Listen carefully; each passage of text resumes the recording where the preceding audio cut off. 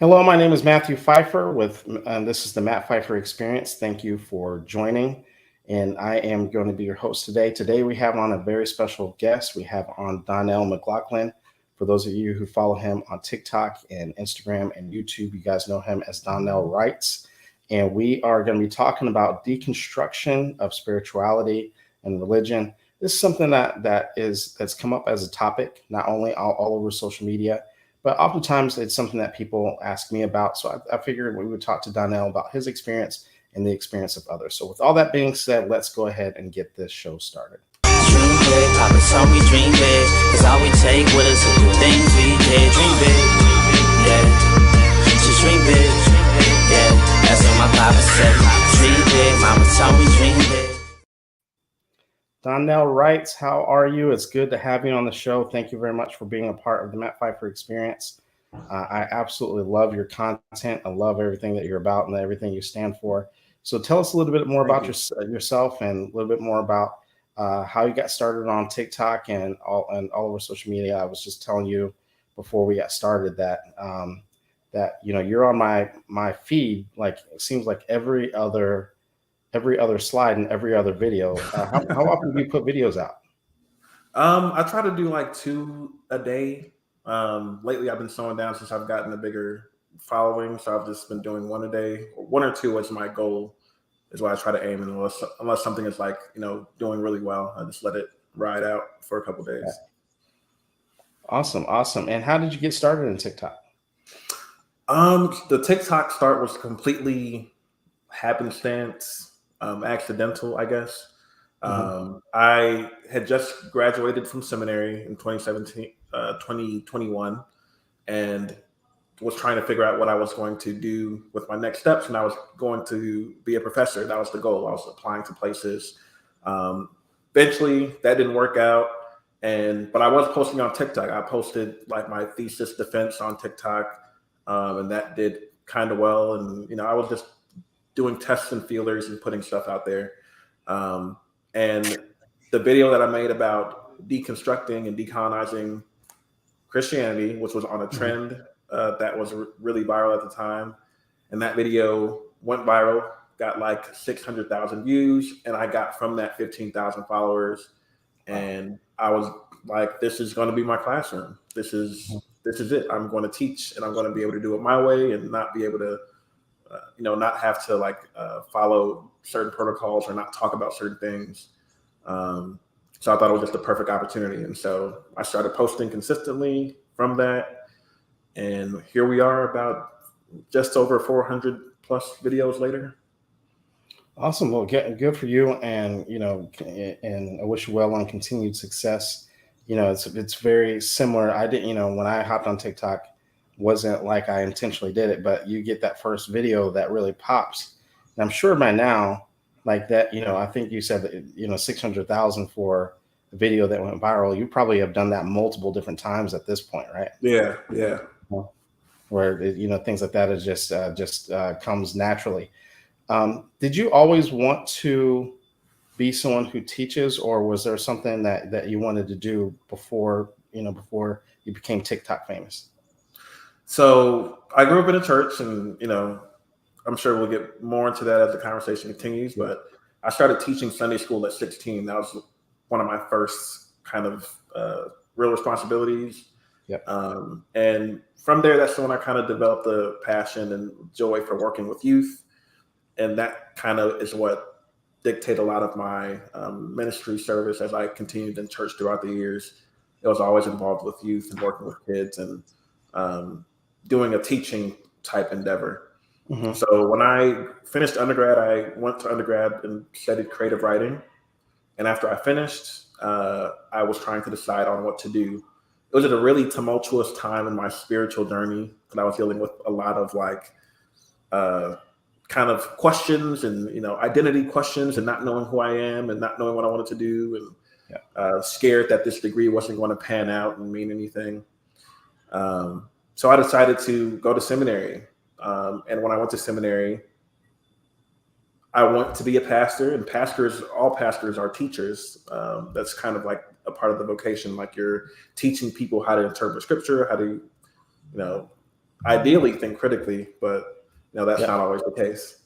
But yeah, so that kind of teaching role and like working with people and sharing information and seeing that light bulb go off in their head, it has always been something that I've enjoyed. And when I got halfway through seminary, I realized like I want to keep teaching. I Yeah. realized that the pastoral role wasn't right for me. It didn't feel aligned with who I was becoming. And that's how I fell back into teaching. And now my platform and my content is like educational content and teaching content. I'm kind of curious. Before we got started, and I talked a little bit that we had a very similar background when it comes to growing up in a conservative home and Mhm. growing up, and I mean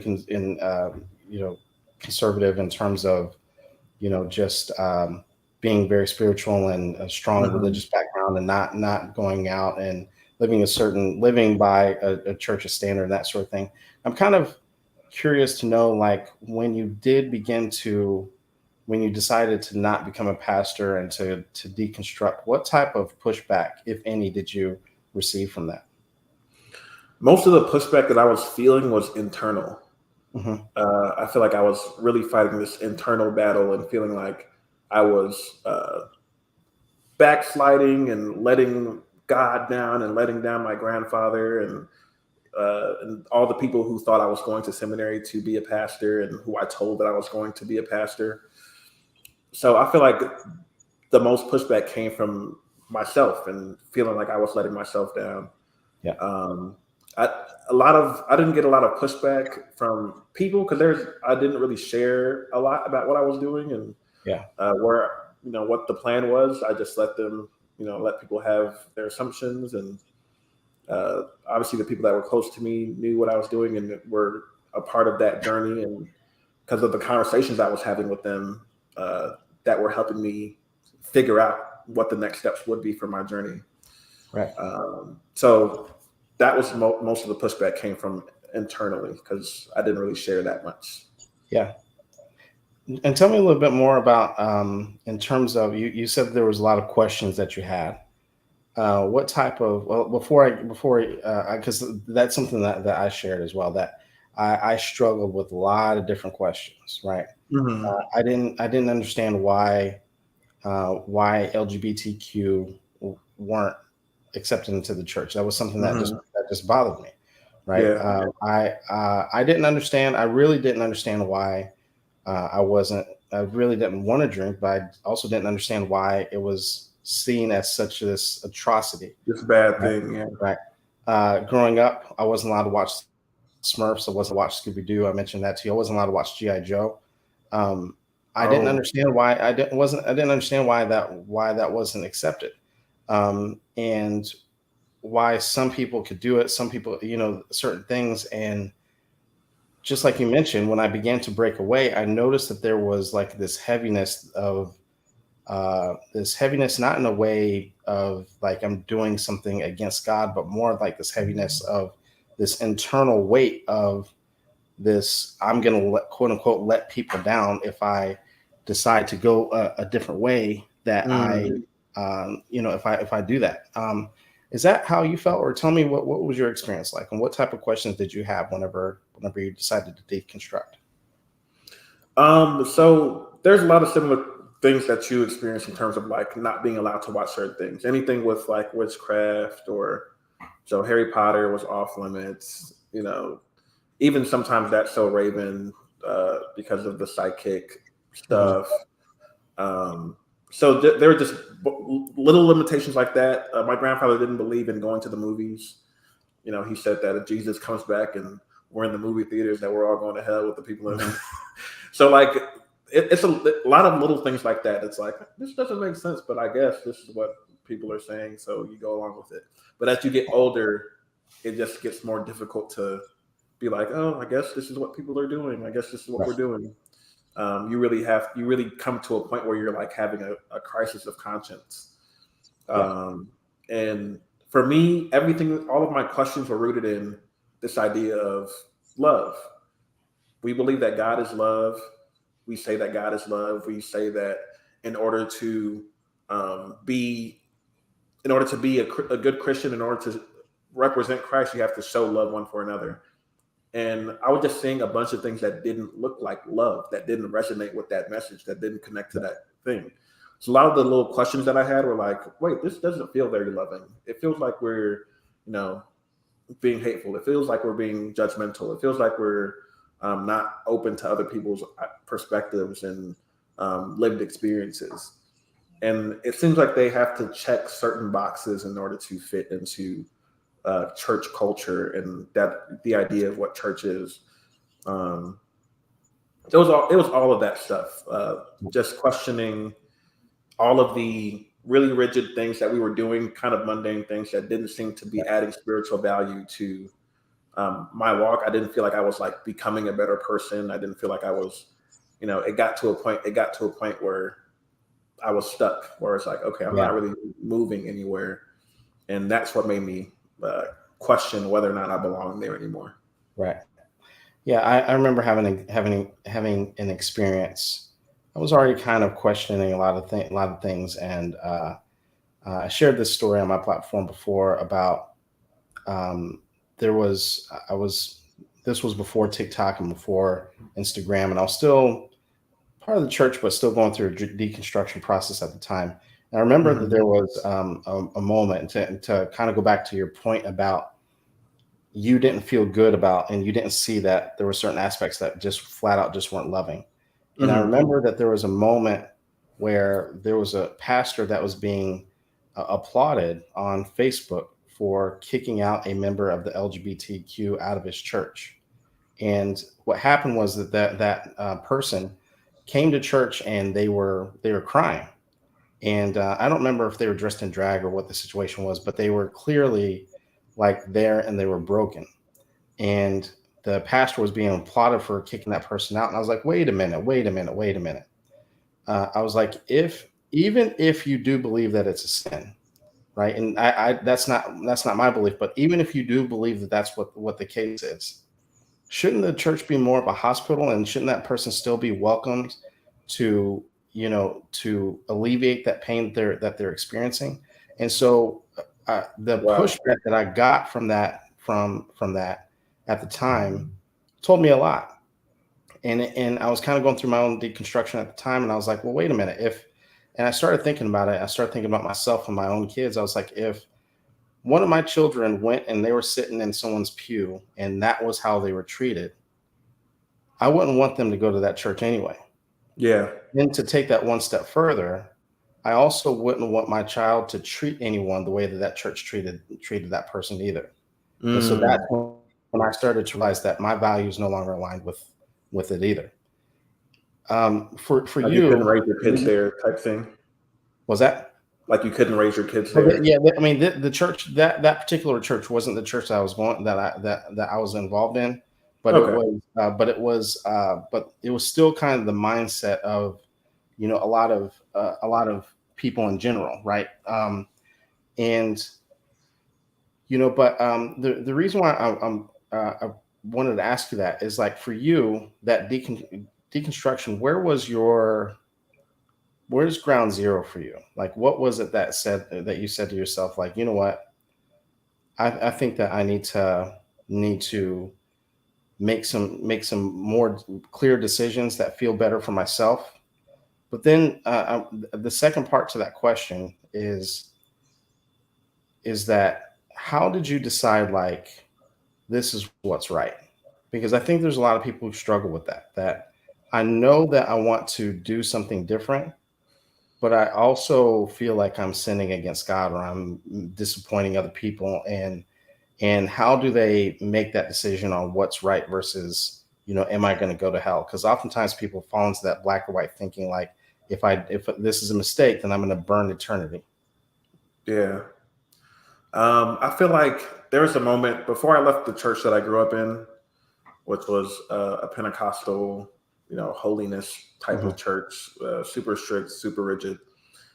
Before I left that church, I had a moment where I had it's hard to explain, but I had a moment where I was in church and I was looking up at the ceiling, and it was at a point where I was like one of the only youth that stayed, because everyone had left and drifted away, gone to college, had et cetera, had, you know, drifted away. And it was just me and like my grandmother and like, you know, some close family that was still there. And I had a moment where I realized, I came to this awareness that like, if I don't leave here, then I'm not going to grow. Yeah. I'm going to be stuck.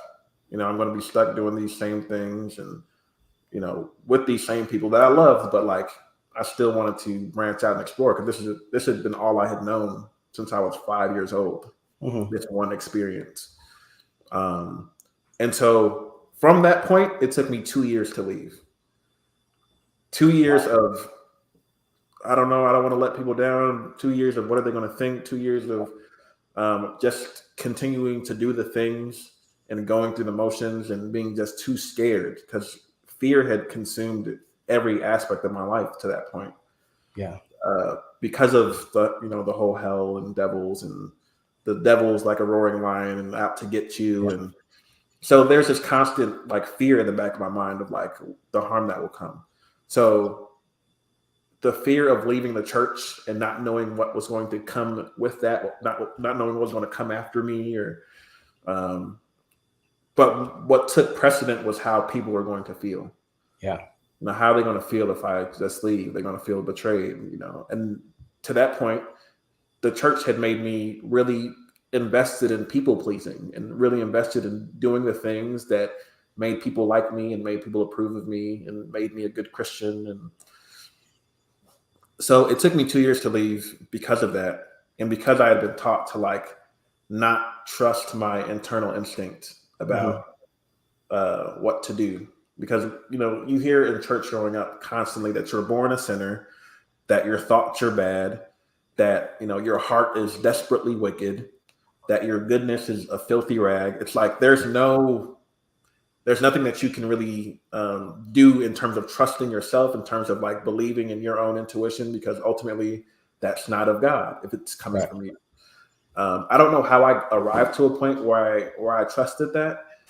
I feel like the reason why I left came from just me not being able to do it really anymore, not being able to like continue and keep doing this, because I wasn't happy. I was, you know, at the church all the time still. I grew up going to church 3-4 times a week. So I was still doing all of that. And it got to a point where I kind of burned out, I would say. So I had to leave. Let's talk a little bit about afterwards. Do you like now currently? Do you still go to church, or do you not go to church at all? Like what does that look like for you now? So I'm not a member at a church. I have set back foot in church since I've left. Just to support family members who are still in there. Like I have, you know, family that, you know, is a part of different ministries, and so I go to support, and I also go if there's going to be a family thing there, and, you know, I can be with my family or something. But that's just happening less and less. I haven't gone probably since the pandemic. I think I went to a Christmas service one day, you know, to see my, you know, family perform and stuff like that. But so I'm not opposed to being in a church. I just know which churches I can't go into because they won't align with, you know, where I'm trying to go and how I'm trying to live my life. Right. And those churches are, you know, in high quantity. They're everywhere. They're most churches. And that's sad to say, but that's the unfortunate reality. Yeah. What has deconstruction and what you stepping away, what would you say that has done for you? For me, I feel like I'm a lot more free. I didn't realize that I wasn't free before, right? Until I actually experienced freedom. Yeah. And I feel like I've once I stepped away, and it was a difficult process, but I felt like I could breathe. And like a lot of those questions that you were talking about before were answered. And not that I think that all churches are bad or anything like that, but I started to look at things very differently, where a lot of things that even if people meant well, I started to see that there's different ways to look at things, and that's okay, right? Mhm. That it's okay for me to have a different view from people that I might care about that are still in the church and still may hold some of those beliefs.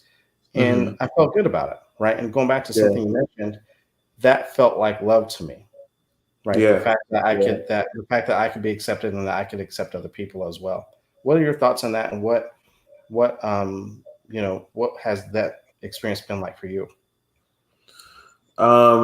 So I went to a church after the church I grew up in, and I was there for some time, and it looked very different. It was packaged differently, Yeah. but ultimately, when I got rose in leadership, I was seeing a lot of the same patterns and things like that I was trying to avoid and trying to stay away from. And I still had that same battle of like knowing when to leave because I was working with youth. And I think that's a big piece that when I was working because I was working with youth, like I felt an obligation to them and didn't want to like let them down and didn't want to leave them there. You Mhm. know, at least I knew if I was there, they would have someone that is open minded and that can have any conversation, that can have tough conversations with them and stuff like that, um, etc. But I feel like when the pandemic hit and I had to stay home, Mhm. that's what led to the clean break of like, me leaving. Yeah. Because when I wasn't there, I just realized how much less anxiety I had, how much less stressed out I was, Yeah. et cetera, et cetera. And you don't, it's like in the everyday things that you're doing, like you just realize that are this less clouded. And I think that's what happens when you start to become aligned and start to figure out where you're going and, the Yeah. path that makes sense to you. Like your body can feel it. Yeah. I feel like I was carrying so much tension in my body, just from being a kid and just being scared and just, scared of my thoughts and scared of going out, et cetera, et cetera. But that tension I feel like went away and I just physically felt better. I mentally felt better. Mhm. Um, and it did feel like I was stepping into love. I was like, love is hard because love requires you to take bold stances and be courageous in what you're doing, and it's selfless, you know, Yeah. um, because it doesn't make you worry about what people are going to think and how they're going to feel and how you're going to make them feel and how they're going to interpret what you're doing and et cetera, et cetera. Because ultimately, like the commitment has always been to love, and I Yeah. realized that love was always the answer Right. in terms of like getting to a place of alignment. When you began your deconstruction process, I know, and correct me if I'm wrong, but I believe you're married. Is that correct? Yes, I am. Were you married during that when you started to go through the deconstruction process? I wasn't married, but my wife and I started dating when we were 19. Hmm. So at 19, I was still very much in the church. Like the first time we met, I took my wife to Bible class. Yeah. Like the very first time we met, Mhm. we went to a That was your Panera, first date. and First date was yeah, Bible study. Hmm. and she met my whole family. The very Uh-huh. first. I had known her since we were kids, but she moved away and came back, and we were both in town for undergrad. That's Right. how we reconnected. But she was with me throughout that whole process, and she even got baptized in the church that I grew up in. Hmm. And we got baptized at the other church that we went to together. And Yeah. so like she's been with me. And when I started going to seminary and started like learning things, I just started sharing. My wife grew up with religious parents, and they were um, very similar to my own experience in terms of like having religious parents that prayed out loud all the time Yeah. and read the Bible and put oil on your head and all the stuff. Yeah. Um, but her parents gave her more freedom to explore, and that's why when I had met her, she hadn't even been baptized because Yeah. her mom was like, "You have to come to that decision on yourself, on your Right. own." Whereas me, I got baptized at 12 because I was told that if I didn't, I was going to go to hell. Right. So it's like it's very different. So she has always been open. She's the most loving person that I know. So my intentions have always been towards that, and to be more open, to be more just, to be more loving, et cetera, et cetera. So me coming and learning in seminary, I just shared things with her that I was learning. Yeah, I want to dive a little bit deeper into that, because a large part, obviously, you know that a large part of my audience are people who are recovering from toxic relationships, and Mm-hmm. people who, and a lot of them have experienced the opposite of that, Yeah. where the person is using a spiritual background as a means of control. Mm-hmm. And when they've brought it to their significant other's attention, it's met with a lot more control. So can you talk a little bit more about like your experience? I think it's beautiful that your wife was so supportive, but when you began to ask some of these questions, or whenever you began to go through your process and having some of these conversations, what was that process like? Just so then people can kind of understand, because a lot of people who are listening, they don't know any different. And so Mm-hmm. for them to hear your story about how supportive she actually was, and the way that you guys worked through that, I think is gonna help with a lot of other people's healing process as well. Mm-hmm. Um, so me and my wife, like, one of our favorite things to do is we love to talk to each other. We just Hmm. love to sit and talk about any and everything. And so as I was going to seminary, like that naturally carried over. But there was obviously some tension there, because sometimes what I'm sharing is, rubbing up against, like, what my wife believed and things like that. But it was never like she had an outright reaction to things. She was Yeah, always just like kind of, even tempered, and allowed me to just share. And there was a point where I was sharing a lot, because, when you get new information and you feel like, and you're excited, you just want to share with everyone and just be like, so I wanted to share everything that I was learning with her, right. but we had to establish some boundaries around that, Yeah, so like, she's like, okay, if we can talk about it, we can have the conversations, but it doesn't have to be every time we talk and things like that.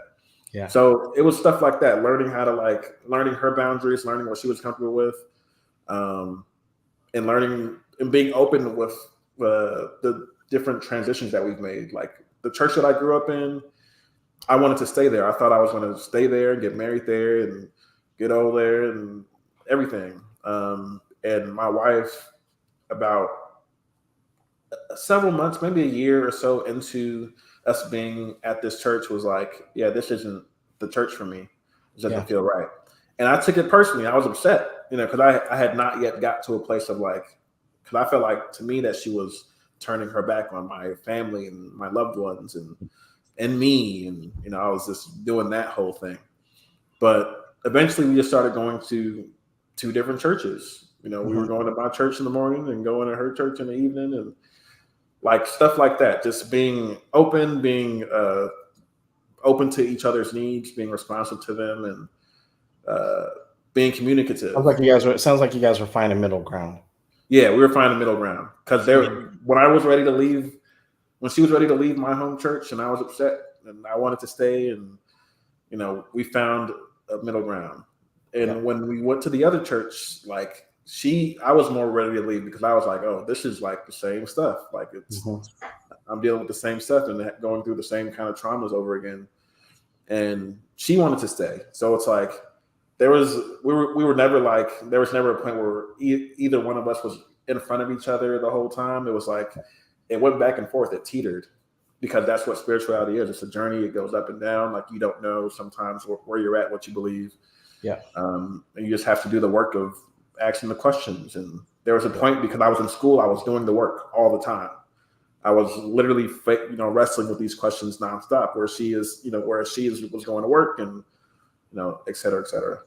yeah, So we kind of teetered each other out, and just stayed communicative, and yeah, stayed open to the transitions, because we loved each other deeply, yeah. more than One of the things I anything. tell people is that relationships are not, literally anybody can do relationships when they're good. That Mm-hmm. part is easy. I always tell people that relationships are truly tested when there's differences, when people have opposing views and that sort of thing. And that's the true testament of a relationship. Is it can we disagree without being disrespectful? And it sounds like you guys handle really a very difficult topic, and it sounds like you guys worked through that very nicely. But there was a lot of arguments. There was of course, just in relationships, people argue. People, we had to learn how to argue with each other, learn how to hear each other out, learn how to, not overtalk, things like that. So that was a part of the process. So I don't want to make it seem like it was just like, whatever you want, blah blah. It was like, it was tough. Yeah, and it's not saying that it's easy, but it's but the fact that you guys were able to work through that and able to find middle ground and able to try different things, and that's really what relationships are really about, is finding that solution and stuff. So I applaud both of you in support of each other.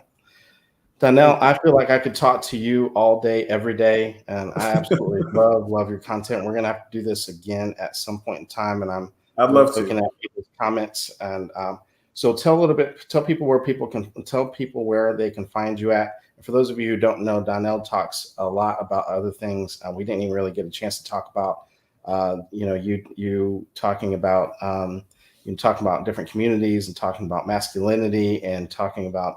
Before we hop off, as a matter of fact, just tell us a little bit more about some of the other topics that you talk about on your platform and what people can expect when they do follow you. Yeah, so I still do deconstruction and decolonizing content. I still try to keep that central. So I'll talk about that. But as I've created more, I've branched out into social commentary on different social issues that are happening. For example, the Kanye West situation and the Alex Jones situation. So I'll make content around that if I think it kind of applies to or speaks to something that I had to unlearn from growing up in the church. So I also make content around hip hop and theology. So one of the things that was really not allowed was me listening to hip hop music, but that was one of the first things that I was like, no, something ain't right about that, because this is amazing. This is transformative. It's amazing. And so that was one of the first things that I resisted, that I can remember vividly. No, this there's nothing wrong with this, and I'm going to keep doing it. Right. And so my master's thesis was about the birth of hip hop and things like that. So my content, I do content around hip hop and theology, exploring theological themes in hip hop music. And I'll be making more content like that moving forward. And also do patriarchal content, content around dismantling patriarchy and toxic masculinity and stuff like that. So those are some of the main things that you'll see. But I'll talk about everything because, like I was sharing with Matt before we got on, the church influenced how I interpreted and looked at everything. And so now that filter isn't there anymore, I'm able to see things in a more holistic light and be able to have a more informed opinion about things and think critically and navigate the nuance of situations. Absolutely. Donnell, thank you very much. Ladies and gentlemen, make sure you guys follow Donnell McLachlan at Donnell Writes on TikTok, on Instagram, and on YouTube. He did an absolutely fantastic job. Make sure you guys give him a shout out and let him know how much you guys appreciate him and what he shared with us today. For those of you who are watching the playback, if you missed the live version, we appreciate you guys watching the playback here on YouTube or listening on Spotify or Apple Podcast. Don't forget that we do this live, so make sure you guys are subscribing on the YouTube channel. You guys are listening live, but we also appreciate you guys listening on the playback on Spotify and Apple Podcast. And if you are listening to the audio version, if you could please leave a review. We always love reviews. I do take time out every once in a while to read the reviews here live on the podcast. And so make sure you take advantage of that as you see fit. With all that being said, thank you guys very much. This is the Matt Phifer Experience. I'm your host, Matthew Phifer, and I will see you in our next episode. You guys have a good night. Dream big, Papa told me dream big, 'cause all we take with us is the things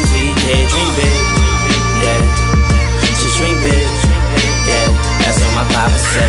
Dream big, mama told me dream